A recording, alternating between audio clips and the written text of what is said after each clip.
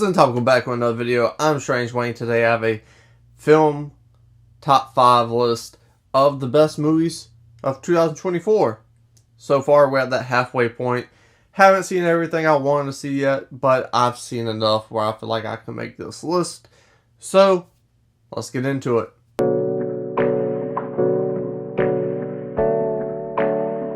Number 5, I got Scrambled. Scrambled's a fun, smart comedy. Woman, single, wants to get pregnant, get some eggs up in her, and she don't need no man. It's a good point of view. I can be in her shoes. And without this movie, I could never be in those shoes. I'm a man. She's a woman. Totally different people. So it's just a great use of film. And what film can do, it can put you in the shoes of someone else. It can make you understand, care, relate, have that investment for another person, another human being. And that's one of the huge reasons why I love film. Is because you can learn so much about humans and humanity and people's wants and needs that I can't relate to. But sitting with this character an hour and a half, 2 hours, I can understand and relate to them and have investment for the character. And this film did it extremely well with a premise that you're not going to see every day in the film, in the cinema, in the movie theater. So, good job. Number 2, we got Monkey Man. Monkey Man has phenomenal action and a story we've seen before because this is basically John Wick. We got Gunpowder Milkshake, John Wick 1, 2, 3, and 4. We got Nobody. We've seen films like this since they've been making movies almost. It's probably been a 70s, 80s thing to now. But this film does it different because it not only changes the setting, it introduces the audience to a whole new culture that the American audience probably isn't used to. And because of that, this premise I've seen thousands of times is new and fresh. Mix that with the incredible action, the wrestling gimmick. It's unique. It's exciting. It's phenomenal. At number 4, we got Civil War. Civil War, another film that I was just glued to the screen watching. It is intense, and I ain't talking about a camping trip. That's called motherfucking boys! This is one of the few cases where when I sit down to watch movies, I want to invest in characters. This is one of the few cases where the film is made for the audience to invest in situations. I usually don't do well with those type of films. This film hooked me, and I was glued to the screen because every situation you're not expecting. You don't know what's coming next. You don't know what's down the road. And when you get to the end, it's shocking. My jaw was wide open. Civil War has a great message. It has more to it than just tense scenes. It's acting wise has everything you could ever want.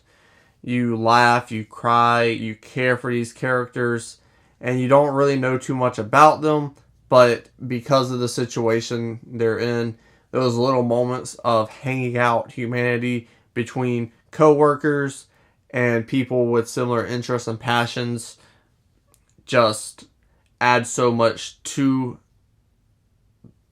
the movie because these situations they're in intensify because of that, even though we're not invested in the characters because we only know so much about them.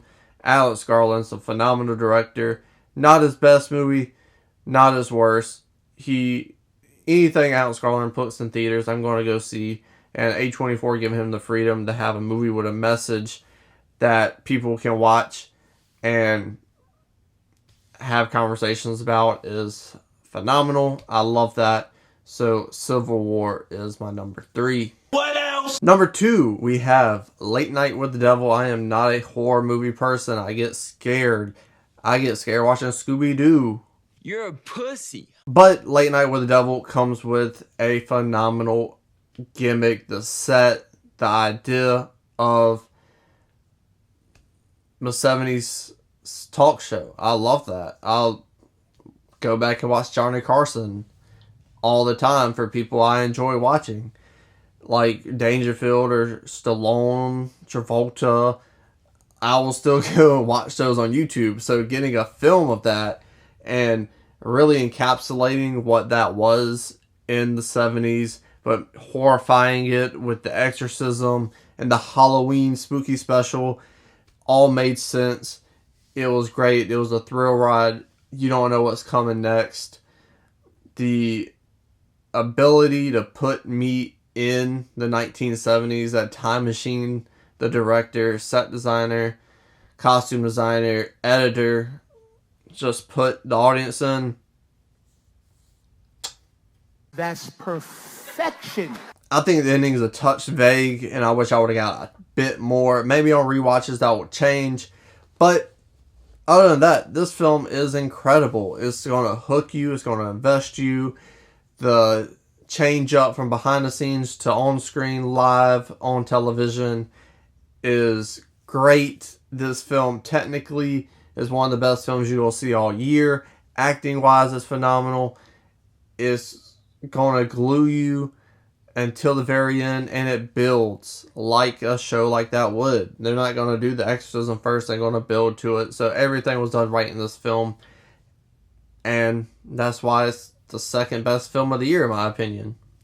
And honestly, I'm not a horror person. It's probably my second favorite movie of the year anyways. Wow. But number 1, surprisingly shocking, is another horror movie, Violent in Nature. Holy crap. They got the fundamentals down right. Everything in this film has a purpose. The dialogue, everything means something in this film. It leads to something that means something. The violence, not super for me, is super gory. The yoga scene everyone's online talking about. It's, I closed my eyes during most of that, so I got the gist of it doing this number. But not for me. That shit is gross. However, the filmmaking is so fundamentally sound. I was engaged the entire time, and they set it up for a good logical sequel if they do that route. If not, who knows what happened to the character. This is what Friday the 13th wish it could be. It's simple, straight to the point, fun, exciting, with great filmmaking, great cinematography. Everything technically in this movie is a 9 to a 10 out of 10 on the technical side. It's a movie about a fucking slasher. And honestly, it might be the best one ever made in my opinion. What? No way. Again, I'm not a horror movie guy, but I was glued to the screen the entire time. And except when it got too gross and I couldn't look at the screen. But technically sound, credible, is going to be a classic for sure. Films that are just technically sound and simple, people sleep on those. But look at Die Hard.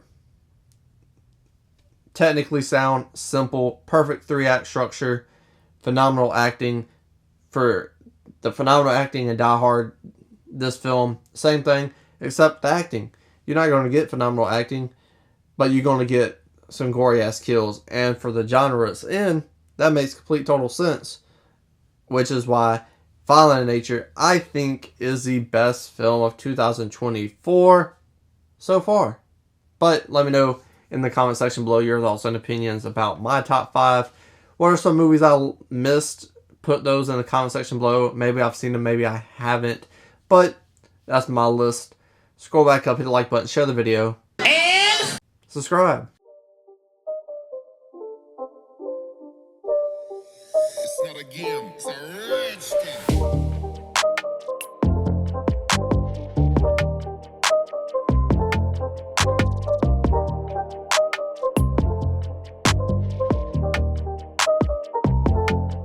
Phenomenal.